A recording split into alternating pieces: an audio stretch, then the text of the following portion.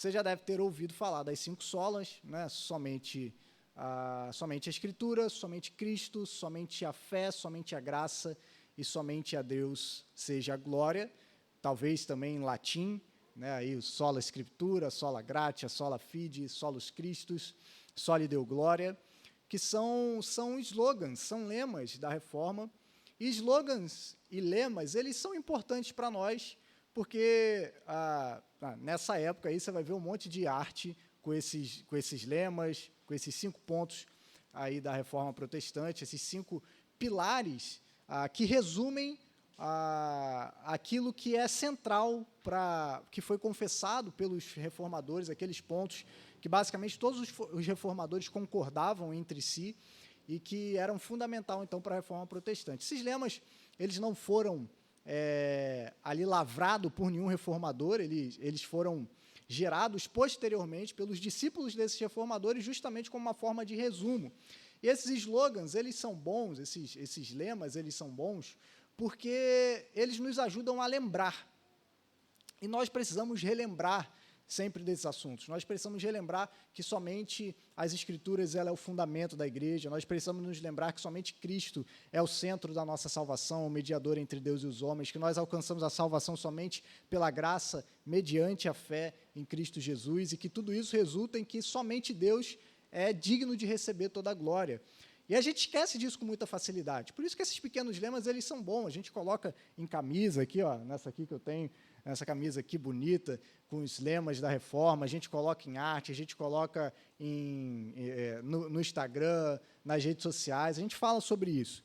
Mas tem um outro lema da Reforma que ele não é tão famoso assim, como os cinco solas, ou os 5 pontos do calvinismo, que você poderia chamar aí, ou as doutrinas da graça, para alguns preferem esse nome, mas tem um outro lema, que também é em latim, que é esse que está aí no telão, que é o Ecclesia Reformata et semper reformanda est. A gente tem que tomar cuidado quando fala em latim, porque senão você pode invocar alguma coisa assim, né? Brincadeira. Mas a Ecclesia Reformada et semper reformanda est significa que a igreja reformada, ela está sempre se reformando. A igreja que é reformada, ela está sempre se reformando. Quantos de vocês já ouviram esse lema aí? Quantos de vocês já ouviram falar sobre isso? Ó, aí algumas pessoas, algumas não ouviram. Vocês veem que não é tão famoso quanto o lema da Reforma Protestante. E a gente vai, então, meditar um pouquinho sobre essa frase, vamos meditar um pouquinho sobre o contexto histórico na qual ela surgiu, vamos meditar sobre o que ela não significa, sobre o que ela significa, então, algumas implicações para nós começarmos aí a pensar um pouquinho sobre as contribuições teológicas da Reforma Protestante para a igreja atual do século XXI. Eu tenho uma apostilazinha que eu preparei, que é uma espécie de resumo, que eu posso encaminhar para vocês. Eu sei que tem algumas pessoas, eu vou colocar lá no grupo da igreja, eu sei que tem algumas pessoas que não estão no grupo da igreja, e se você não está no grupo da igreja, você pode... Peça a alguém que está do seu lado, que está no grupo da igreja, que pode te encaminhar. Ou você espera acabar e fala comigo, mas eu posso enviar já direto para você. Eu vou fazer melhor do que isso. Eu vou pedir, Tiago, você pode compartilhar lá no grupo, por favor? Que está lá, que até eu achar aqui, acho que vai acabar a demorar um pouco. Aí você compartilha lá para mim, por favor. Eu acho que está até no arquivo aberto, o arquivo de Word, mas não tem problema não. Depois a gente envia o PDFzinho, fica melhor para vocês visualizarem, mas se vocês quiserem acompanhar por lá também, pode ser interessante. Só um segundinho, deixa eu me achar aqui também.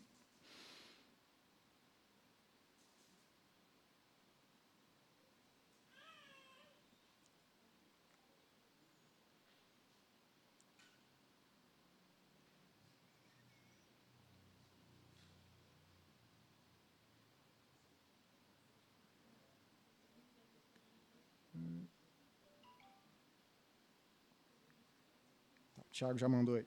Então, você está aí no grupo da igreja, você pode baixar, senão alguém encaminha para você aí, solicita alguém, fala assim, gente, alguém me envia para mim? Que aí alguém envia para você diretamente, tá? Só um resuminho da nossa aula para vocês irem acompanhando aí. E por que é importante a gente estudar sobre isso, né? Por que é importante a gente pensar sobre reforma, especialmente pensar sobre igreja? Há uma razão que eu acho fundamental para a gente pensar sobre esses assuntos, para a gente estudar esses temas aí.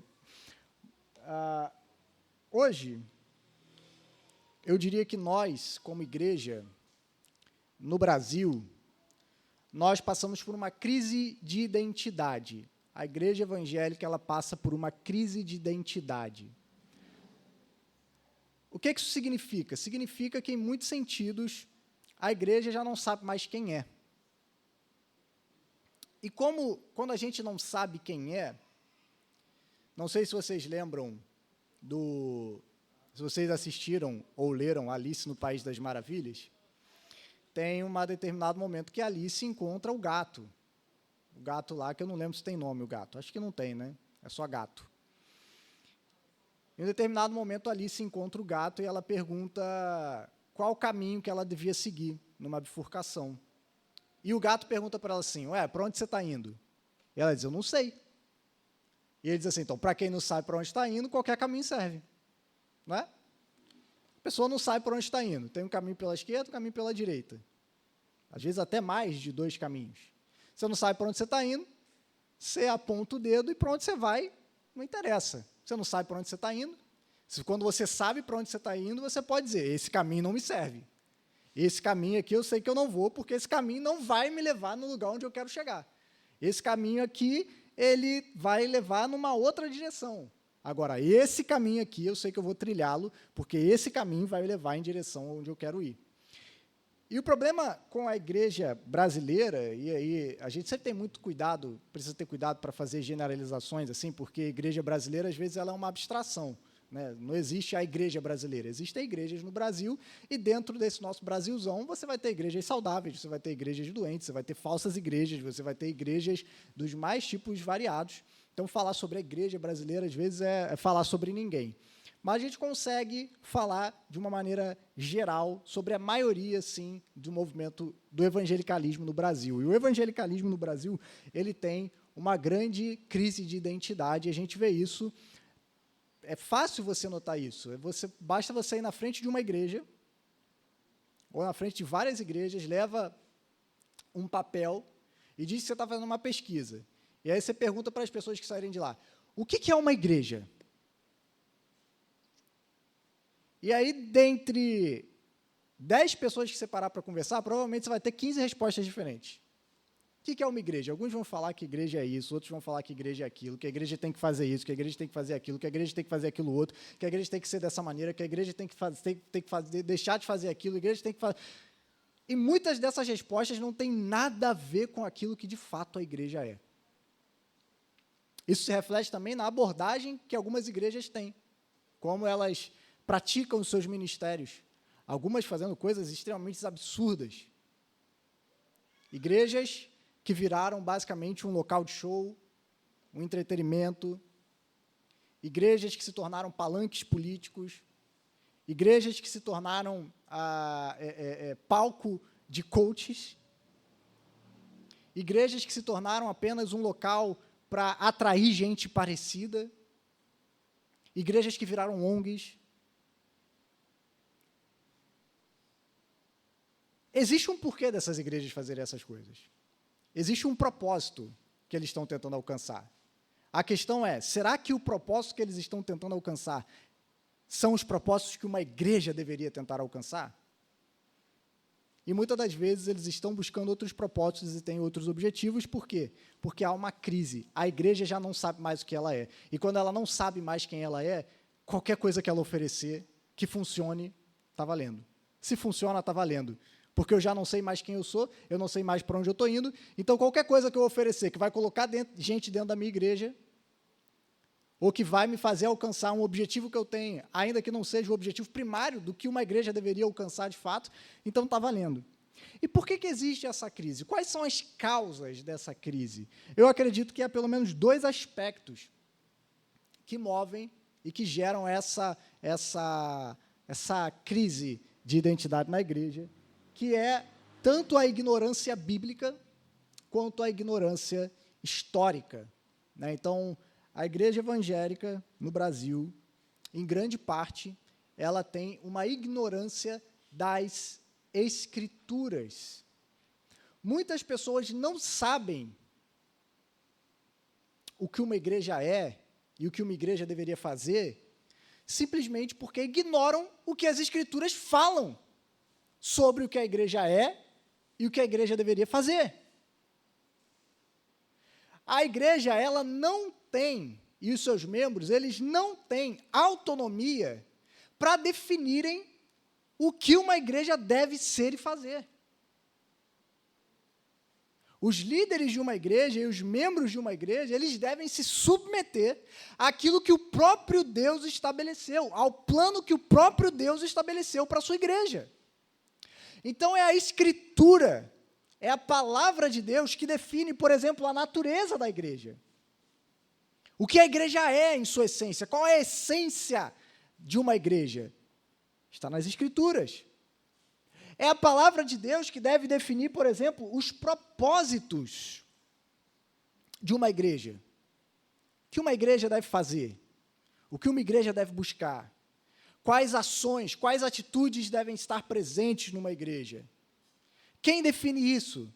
Não é a liderança da igreja.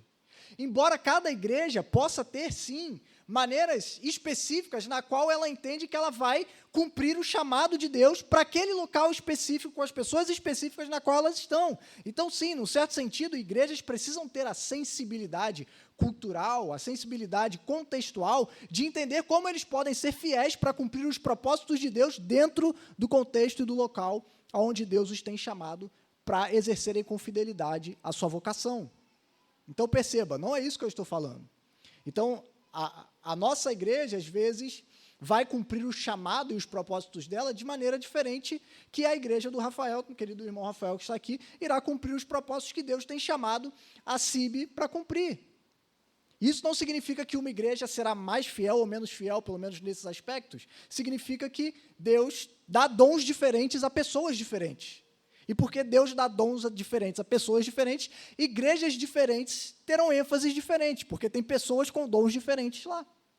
E a gente precisa aprender a observar a beleza e a riqueza disso é. O Espírito distribui dons e pessoas conforme Ele quer, aonde Ele quer. Então, Ele vai colocar pessoas específicas na CBI para fazer algo específico que Ele quer fazer com a CBI. Ele colocará pessoas específicas na Segunda Igreja Batista, na PIB, em qualquer outra igreja na cidade de Itaboraí, porque Ele deseja fazer coisas específicas para que essas igrejas cumpram suas missões nos locais onde elas estão.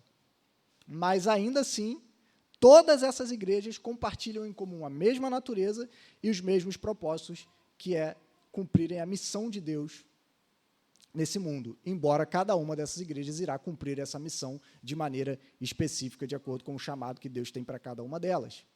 Mas os propósitos principais, quem define não é a igreja.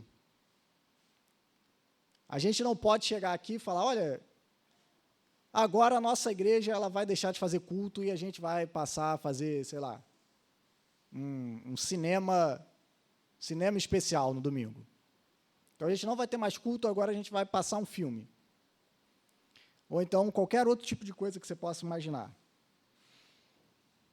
E é também Deus quem define os objetivos da igreja. Então, por que a gente tem muita confusão em relação à identidade? Quem a igreja é em nossos dias? Porque, em grande parte, a igreja brasileira ignora as Escrituras. Quando a gente ignora as Escrituras, quando a gente não sabe o que a Bíblia espera de uma igreja, o que Deus espera de uma igreja, o que Deus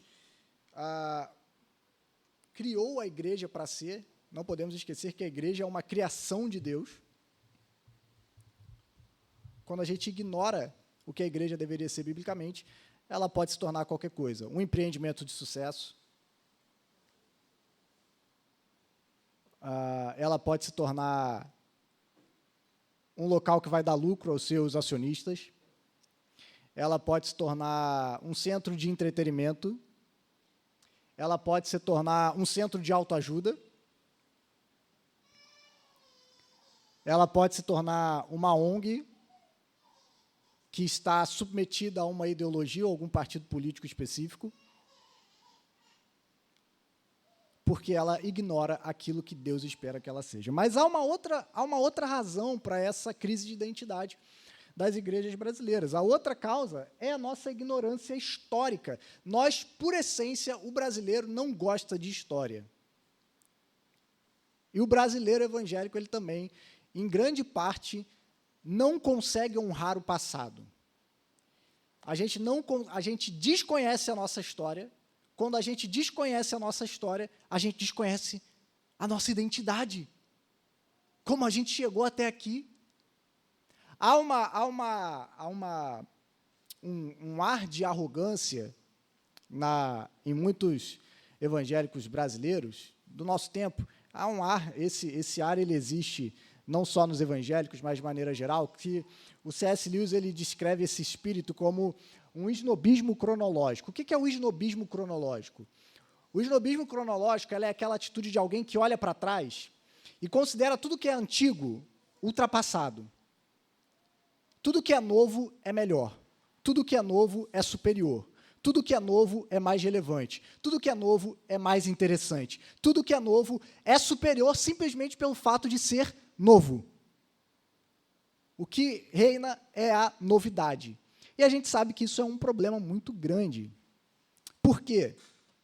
Porque novidades vão e vêm com o tempo.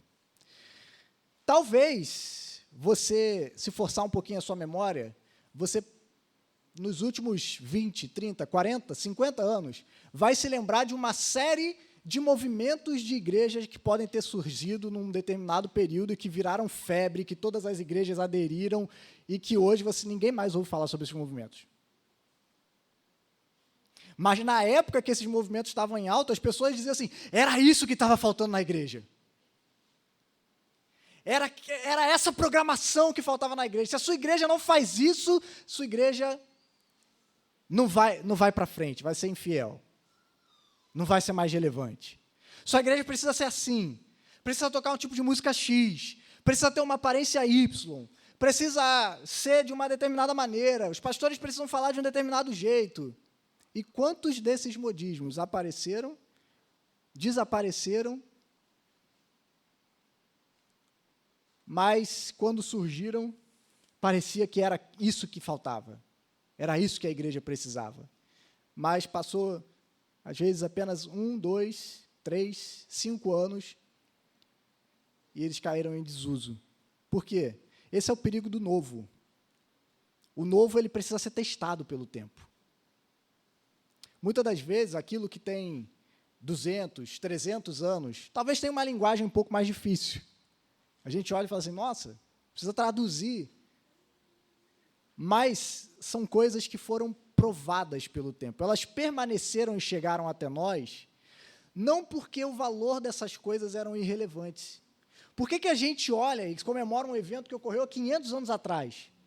Porque aquilo que foi redescoberto na Reforma Protestante foi algo valoroso. Foi algo que foi provado pelo tempo. Tanto que 500 anos depois, a gente olha e continua estudando e celebrando aquela reforma. Tanto que 2000 anos depois, a gente continua olhando para a mesma escritura, porque o tempo provou o valor dela, que é um valor eterno. Agora, quantos movimentos começaram na história da igreja há 500 anos atrás e a gente não ouve falar hoje? E não tem ninguém estudando sobre eles hoje.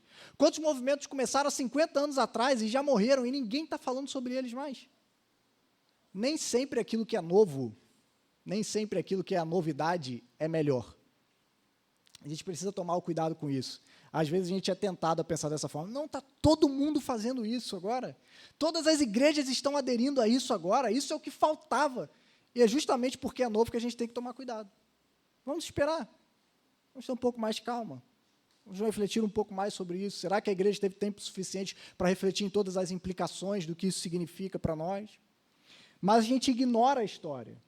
A gente esquece que a história da reforma, por exemplo, é a nossa história.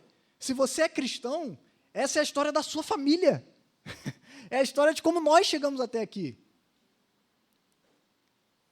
Se você é cristão, A história da igreja, que começa lá em Pentecostes, com a descida do Espírito Santo, é a sua história e segue até hoje. Com seus erros, acertos, com as suas glórias, com as suas vergonhas, essa é a sua história. E nós precisamos conhecer a nossa história, para entendermos quem nós somos, para entendermos como nós chegamos até aqui. Tem muita gente, muito cristão, que acha que o cristianismo começou quando ele se converteu.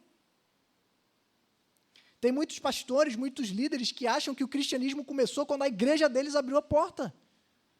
E isso é um problema, meus irmãos. Quando a gente ignora a nossa história, nós perdemos a nossa identidade, perdemos a nossa tradição. A tradição aqui num sentido bom, não aquela tradição morta. Tem um autor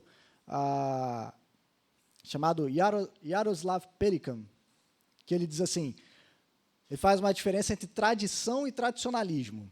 Ele diz o seguinte, o tradicionalismo é a fé morta dos que ainda vivem. A tradição é a fé viva dos que já morreram. A gente precisa fazer essa diferença entre tradição e tradicionalismo.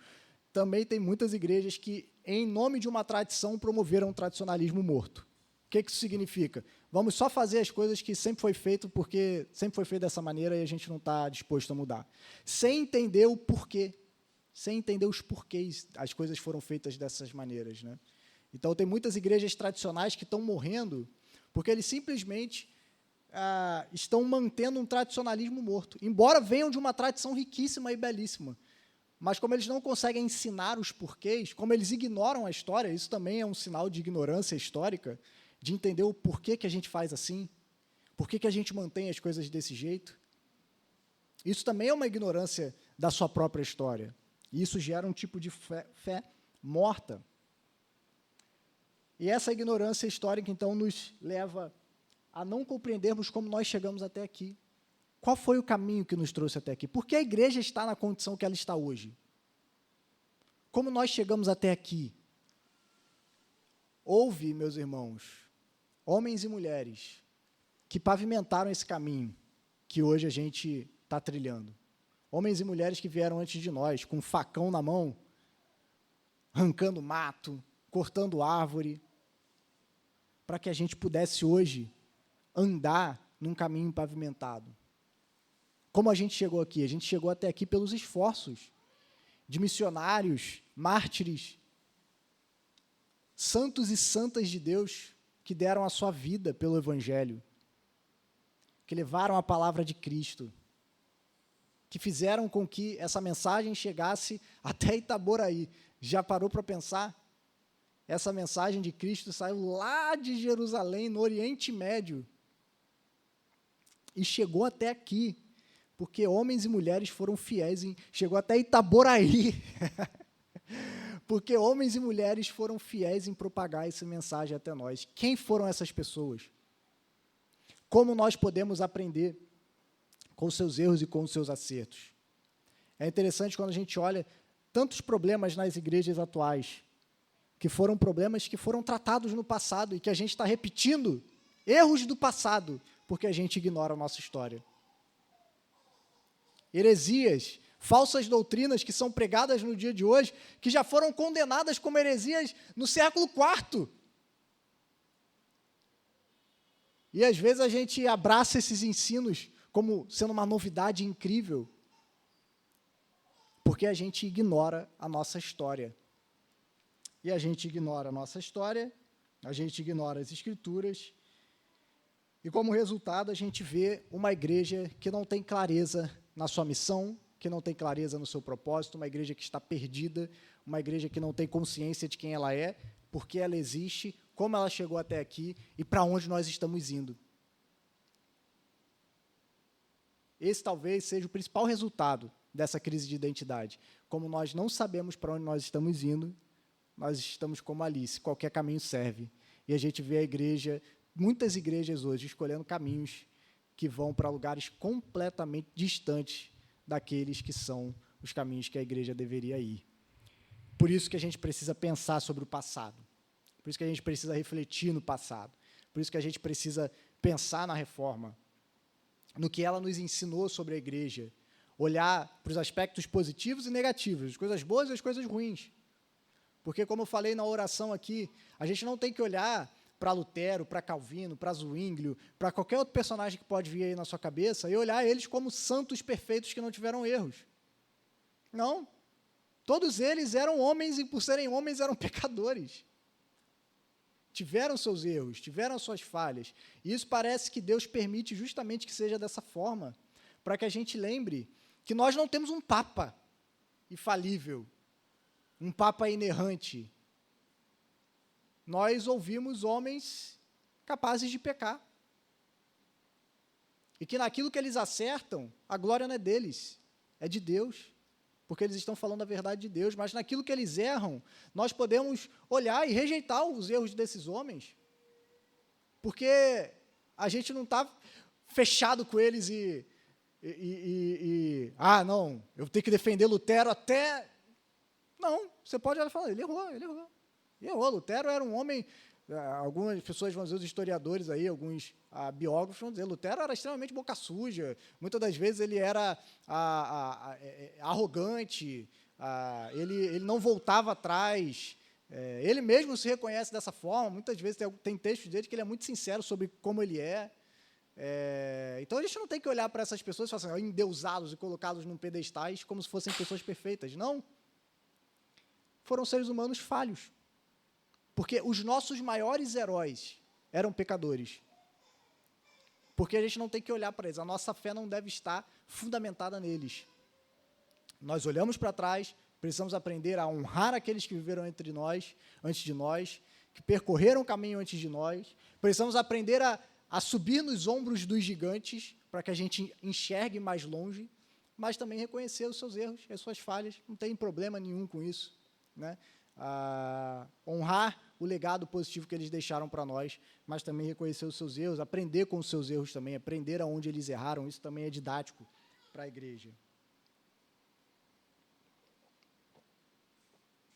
E isso é um pouco do nosso tema. Quando a gente fala sobre igreja reformada, sempre se reformando, tudo isso que eu acabei de dizer está envolvido nesse assunto, né, da igreja que precisa sempre se reformar. E aí eu quero tratar rapidamente as origens desse termo, né, para a gente entender como ele surgiu, que não foi na reforma protestante em si, né? Por exemplo, a gente olha para os reformadores, esse termo, essa frase, Ecclesia Reformata et semper reformanda est, ela não consta em nenhum escrito dos reformadores. Nenhum reformador disse nada parecido com essa frase. Assim como nenhum reformador também disse as cinco solas, né? Nenhum deles lavrou as 5 solas ali e escreveu sobre elas. Foram, posteriormente, discípulos deles que lavraram ali, que trouxeram isso como um resumo. A mesma coisa foi essa frase. Então, nenhum reformador falou essa frase, igreja reformada sempre se reformando. Embora eles tenham falado sobre uma igreja reformada, embora eles tenham falado sobre a necessidade de uma reforma, essa frase em si nunca foi dita por nenhum deles. E aí há uma dúvida em relação à origem dessa frase. Algumas pessoas atribuem ela a este homem aqui, Gilbertus Voetius. Está escrito Voetius ali, mas é um nome holandês. Então, como é holandês, se fala Voetius. Como é que eu sei disso? Eu sei holandês? Não, porque alguém falou e eu só estou imitando. Pode estar até errado. Mas alguém falou que era isso, então, como eu não sei holandês, eu segui a pessoa aí. Mas a pessoa que falou foi um pastor conhecido nacionalmente, que é casado com uma holandesa. Então, acredito que ele esteja certo, né? Pelo menos mais certo do que eu. Então, esse homem Gilbertus,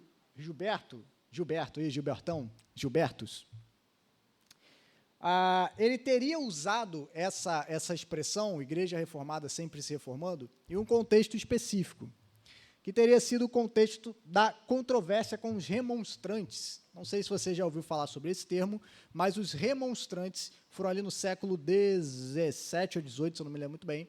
Agora, na verdade, lembro sim que está ali, século XVII, século XVII, estão ali, pouco mais de alguns anos depois da Reforma. Na Holanda, houve um teólogo muito famoso chamado Jacó Arminio, e os discípulos dele se denominavam como remonstrantes, e eles discordavam de alguns pontos da teologia reformada adotada pela igreja, então, da Holanda até aquele momento. E eles propõem, então, 5 pontos, chamados dos 5 pontos da remonstrância, ou dos remonstrantes, que eram esses discípulos de Armínio, que estavam propondo essa visão, então, sobre a soteriologia, a maneira como nós alcançamos a salvação, trazendo uma proposta diferente daquela que era abordada, então, pela Igreja Reformada daquele momento, que era a abordagem calvinista. Então, esses irmãos trouxeram essa proposta e houve, então, um sínodo na cidade de Dort, ali na Holanda, aonde eles debateram no ano de 1618 até 1619 sobre essas questões. Esses ensinos foram rejeitados, né, e como resposta, nesse sínodo foi desenvolvido aquele que foram chamados 5 pontos do calvinismo, como uma resposta aos 5 pontos apresentados pelos discípulos de Armínio. Esses 5 pontos você conhece, né, aí a graça irresistível, a expiação ilimitada, perseverança dos santos, depravação total. Ficou faltando um que eu falei completamente fora de ordem, que é a expiação limitada. Eu falei expiação limitada, perseverança dos santos, graça irresistível, eleição incondicional. Isso aí, foram esses 5 pontos ali levantados como resposta. Mais uma vez, a gente chama de 5 pontos de calvinismo, mas você vê, não foi Calvino que escreveu esses 5 pontos, foram os discípulos de Calvino mais à frente, resumindo o seu ensino, também, isso resume bem. Nesse contexto, o Gilbertus Boétius, ele teria usado essa frase, Igreja Reformada sempre se reformando, então a gente poderia até falar, então ele está concordando com os remonstrantes, a Igreja Reformada, então a gente precisa se reformar, a gente precisa abraçar esse novo ensino? Na verdade, não. Porque, segundo o Voetius, na verdade, essa frase, dentro desse contexto, significaria que o alvo da reforma constante da igreja é sempre a aproximação das Escrituras, e não o contrário. Então, a igreja reformada, naquele momento, entendeu que o ensino dos remonstrantes ele era um afastamento do ensino bíblico e não uma aproximação, por isso ele foi rejeitado. Então, essa ideia de que a igreja reformada ela está numa reforma constante com o objetivo qual? Com o objetivo de se aproximar das Escrituras. Então, a primeira opção de origem dessa frase se dá com esse homem aí, o Gilbertus Voetius. Outras pessoas atribuem a origem dessa frase a um dos discípulos dele, que é o Giocodos van Lodenstein. Esse eu já não sei a pronúncia. Ninguém explicou para mim se está certo ou não. Mas as ênfases dele são um pouco diferentes. Atribui-se que essa frase estaria dita em um escrito devocional dele, e que a preocupação maior do Van Lodenstein não era com os aspectos exteriores da reforma, ou seja, o governo da igreja, doutrina, culto. Essas coisas já estavam bem estabelecidas no século XVII, ali no período em que ele viveu. A preocupação do Van Lodenstein era muito mais com o formalismo religioso que estava tomando forma na sua época. Esses ensinos reformados estavam se cristalizando de tal forma que, externamente, a igreja estava, de uma certa forma, ok, a reforma caminhou, mas ele estava preocupado com a questão da reforma interna do coração. Parecia que o coração dos membros da igreja não estavam acompanhando aquela reforma externa. Então, a preocupação do Van Lodenstein é uma preocupação muito mais piedosa. Ele foi um homem extremamente influenciado pelos puritanos da Inglaterra e também pelo movimento pietista alemão. Então, a preocupação dele era justamente com esse formalismo rígido que estava começando a surgir na igreja, né? As pessoas estavam se voltando apenas, se preocupando com a forma com a qual a igreja estava se colocando, e que isso era ok, mas eles estavam esquecendo também de conformar o seu coração.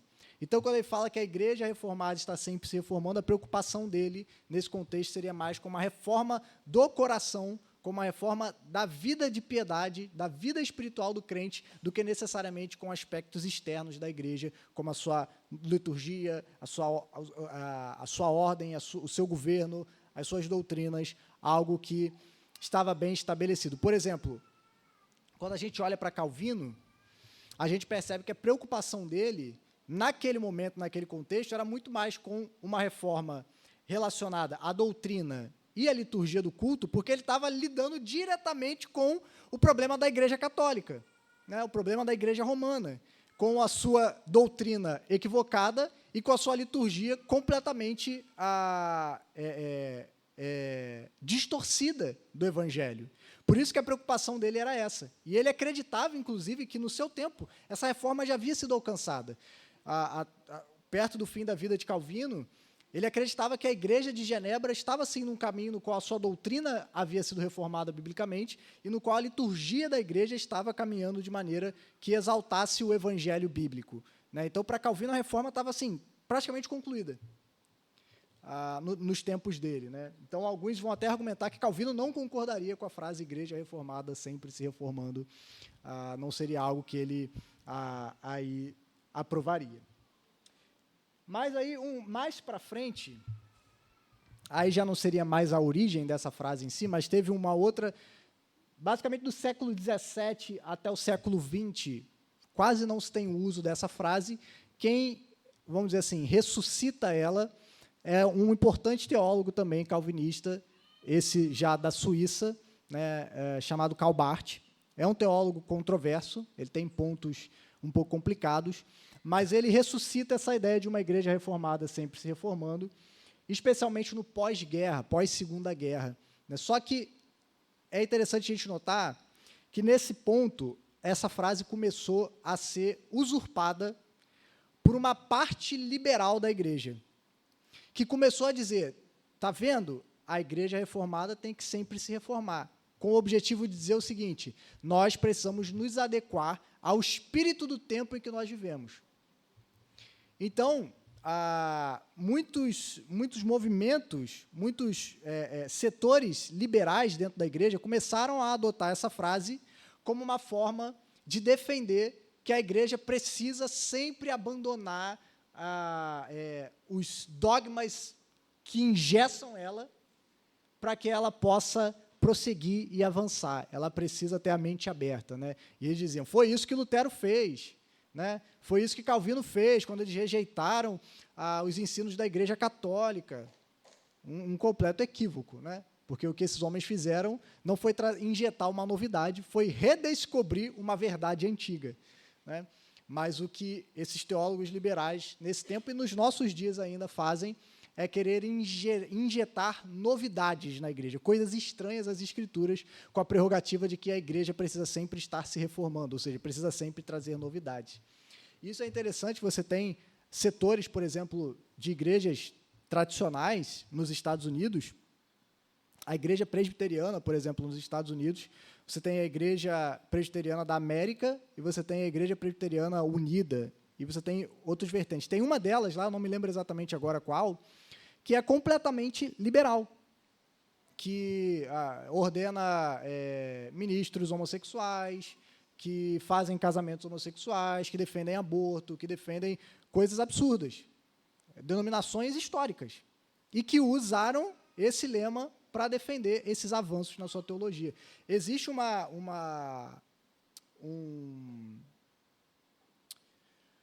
eu esqueci o nome, uma organização chamada Semper Reformanda, que é uma denominação liberal, que defende coisas como ordenação de ministros homossexuais, tudo mais, aborto, coisas desse tipo. Inclusive, é interessante, nos Estados Unidos, essa frase ela é usada com muita cautela por causa disso.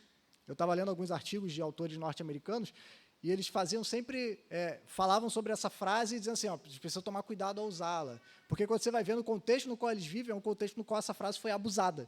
Ela foi retirada do seu contexto e foi usada para promover um falso ensino. E é interessante que, nessa época, houve até dado a um teólogo específico do seminário de Westminster, o acréscimo nessa expressão de Ecclesia reformada et semper reformanda est, secundum verbum Dei, ou seja, a igreja reformada está sempre se reformando segundo a palavra de Deus. Então, a partir ali da Segunda Guerra Mundial, ela passou a ser usada com esse acréscimo para que as pessoas entendam como que a igreja deve se reformar. Ela deve se reformar, sim, sempre de acordo com a palavra de Deus, sempre segundo a palavra de Deus. E isso foi acrescentado por conta, então, dessa distorção desse conceito ali durante aquele período. Então, caminhando já para a parte final da nossa aula.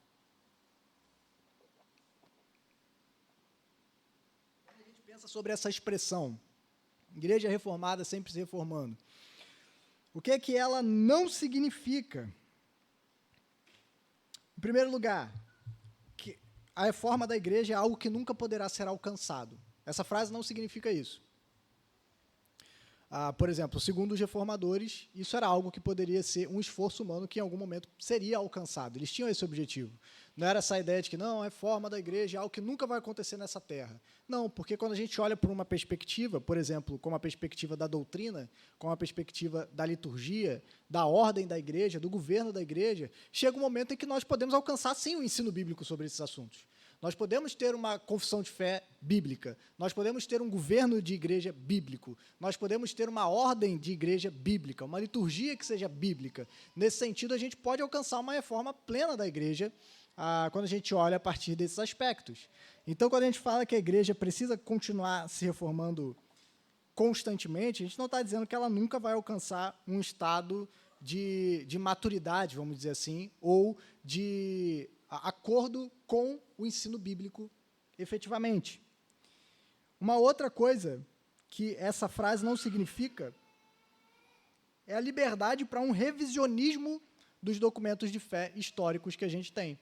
Então, existem muitos movimentos hoje que se propõem a fazer revisões das importantes confissões de fé, catecismos, credos da história da igreja, dizendo que são documentos do passado, que estão empoeirados, que são desnecessários para nós, que refletem um espírito da sua época e que, por isso, precisam ser revistos ou simplesmente já não se adequam mais ao contexto ao que a gente vive, não se adequam mais ao pensamento moderno e precisam ser alterados. Essa frase não significa isso. Embora nós podemos e devemos, sim, avaliar os documentos de fé que nós cremos, mas devemos fazer isso à luz da palavra de Deus.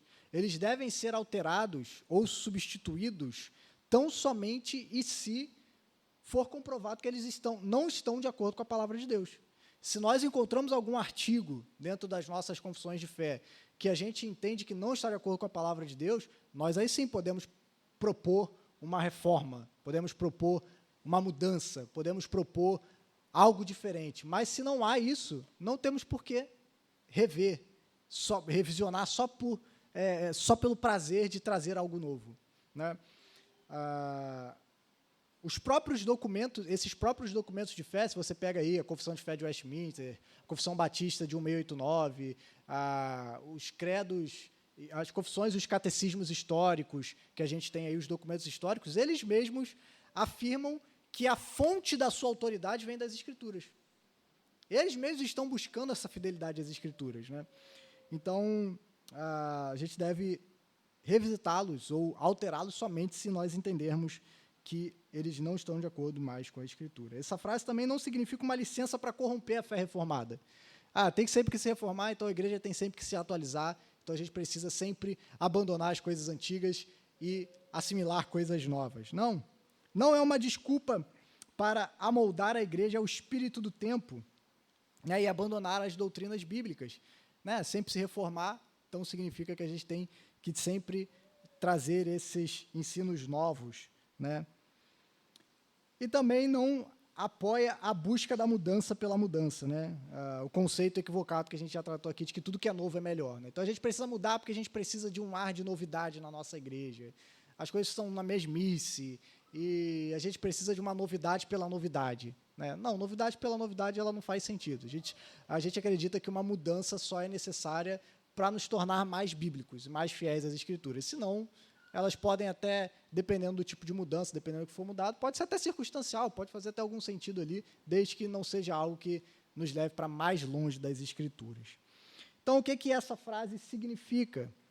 Ela significa que, por causa do pecado e dos seus efeitos, a igreja tende à corrupção. Porque a igreja, ela é composta de homens e mulheres pecadores. E como ela é composta de homens e mulheres pecadores, ela tende a se corromper. Por isso, ela precisa se reformar constantemente. porque nós temos essa tendência a nos afastar das Escrituras. Nós temos essa tendência a nos deixar levar pelo pecado. Por isso, nós precisamos sempre nos reformar segundo a palavra de Deus, para que a gente volte para esse caminho, né? Para que a gente seja como Josias. Lembra da história de Josias, lá no Antigo Testamento? Encontrou a palavra de Deus, estava escondida. Esse texto é maravilhoso, tem tantas coisas relevantes para nós. A palavra de Deus havia se perdido no meio do povo de Deus, ela estava escondida, o povo de Deus não tinha mais acesso a ela. E foi feita uma reforma, encontraram o livro da lei, deram ao rei, e quando ele leu as Escrituras, e quando ele leu a sua realidade, ele falou, meu Deus do céu, nós estamos vivendo de um jeito completamente contrário àquilo que Deus espera do seu povo. E quando ele lê essa palavra, é que começa uma reforma espiritual no meio do povo de Israel. O que esse lema nos diz também? Segundo a Escritura,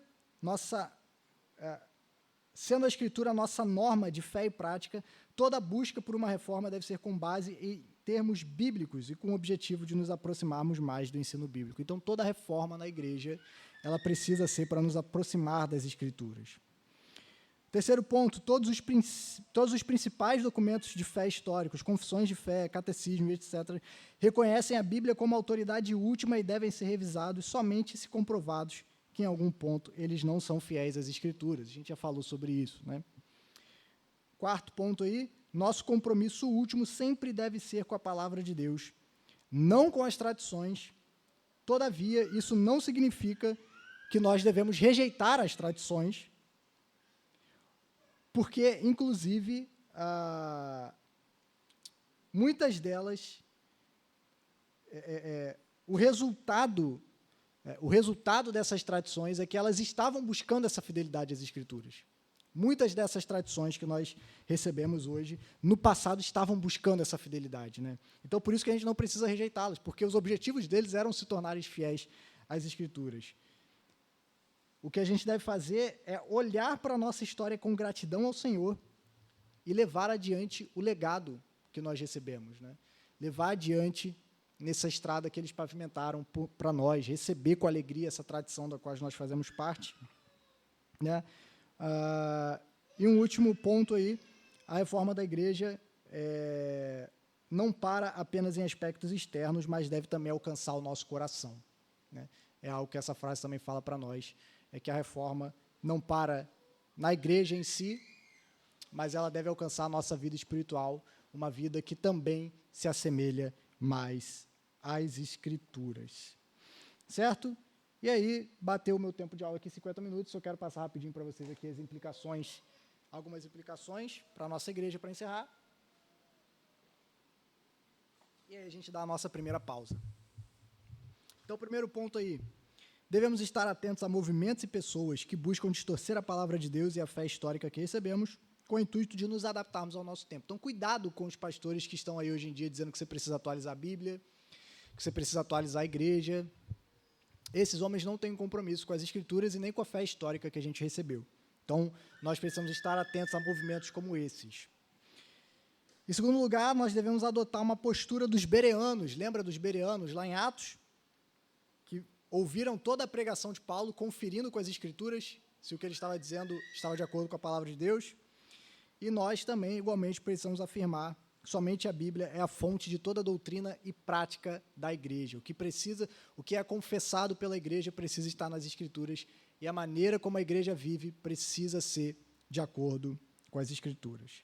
Quarto ponto, devemos honrar nossa história e a nossa herança e aprender com os erros e os acertos do passado. Lembre-se que é acima dos ombros dos gigantes que nós somos capazes de enxergar mais longe.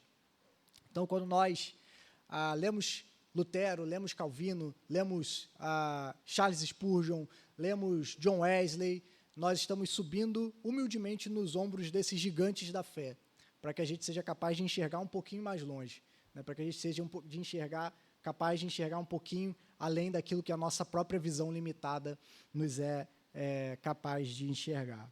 E último ponto aí, todas as vezes em que descobrirmos que algo em nossa igreja ou em nossa vida está de acordo com a palavra de Deus, devemos rápida e alegremente buscar uma reforma, né? Não presos a sempre fizemos assim, sempre foi desse jeito, mas se em algum momento a gente identifica algo, quer seja na nossa igreja, quer seja na nossa vida, que não está de acordo com a palavra de Deus, nós devemos rápida e alegremente abrir mão disso.